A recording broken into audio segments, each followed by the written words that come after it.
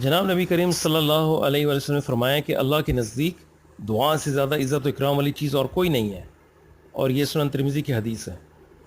مومن کی شان یہ ہے کہ وہ رنج و راحت، دکھ اور سکھ، تنگی اور خوشحالی، مصیبت و آرام، ہر حال میں اللہ ہی کو پکارتا ہے، اسی کے حضور اپنی حاجتیں رکھتا ہے اور برابر اس سے خیر کی دعا کرتا رہتا ہے۔ جناب نبی کریم صلی اللہ علیہ وآلہ وسلم نے یہ بھی ارشاد فرمایا ہے کہ جو شخص اللہ سے دعا نہیں کرتا اللہ اس پر غضبناک ہوتا ہے، اور یہ بھی ترمذی کی حدیث ہے۔ تو دعا کی قبولیت کے معاملے میں اللہ تعالیٰ پر پورا بھروسہ رکھیں، اور اگر دعا کی قبولیت کے اثرات جلد ظاہر نہیں ہو رہے ہوں تو مایوس ہو کر دعا چھوڑ دینے کی غلطی کبھی نہ کریں۔ قبولیت دعا کی فکر میں پریشان ہونے کی بجائے صرف دعا مانگنے کی فکر کریں۔ حضرت عمر رضی اللہ عنہ فرماتے ہیں مجھے دعا قبول ہونے کی فکر نہیں ہے، مجھے صرف دعا مانگنے کی فکر ہے۔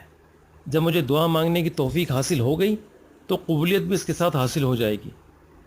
اور جناب نبی کریم صلی اللہ علیہ وسلم کا یہ ارشاد ہے کہ جب کوئی مسلمان اللہ سے کچھ مانگنے کے لیے اللہ کی طرف منہ اٹھاتا ہے تو اللہ اس کا سوال ضرور پورا کر دیتا ہے، یا تو اس کی مراد پوری ہو جاتی ہے یا اللہ اس کے لیے اس کی مانگی ہوئی چیز کو آخرت کے لیے جمع فرما دیتا ہے۔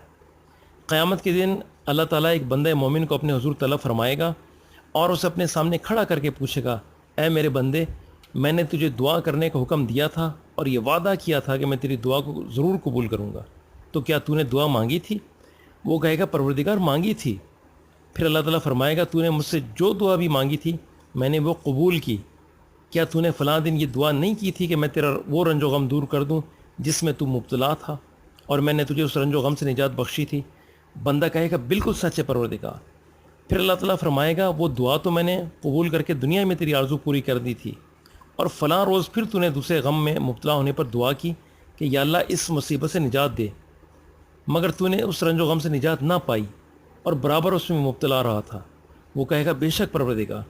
تو اللہ تعالیٰ فرمائے گا میں نے اس دعا کے عوض جنت میں تیرے لیے طرح طرح کی نعمتیں جمع کر رکھی ہیں، اور اس طرح دوسری حاجتوں کے بارے میں بھی دریافت کر کے یہی فرمائے گا۔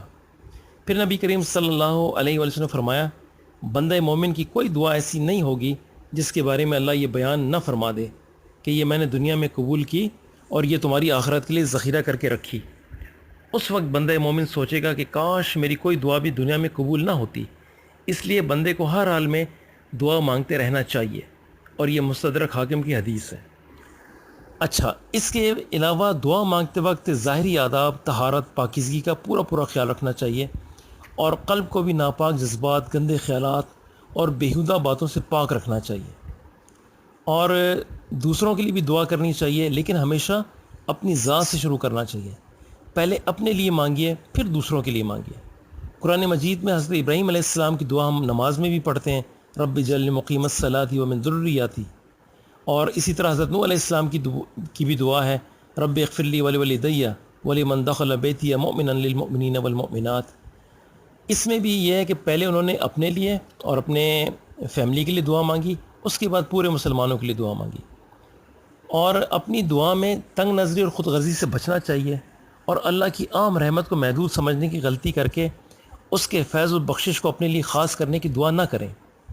حضرت ابو ہریرہ رضی اللہ عنہ فرماتے ہیں کہ مسجد نبوی میں ایک بدو آیا، اس نے نماز پڑھی، پھر دعا مانگی اور کہا اے اللہ مجھ پر اور محمد صلی اللہ علیہ وآلہ وسلم پر رحم فرما، اور ہمارے ساتھ کسی اور پر رحم نہ فرما۔ تو نبی کریم صلی اللہ علیہ وآلہ وسلم نے فرمایا تو نے اللہ کی وسیع رحمت کو تنگ کر دیا۔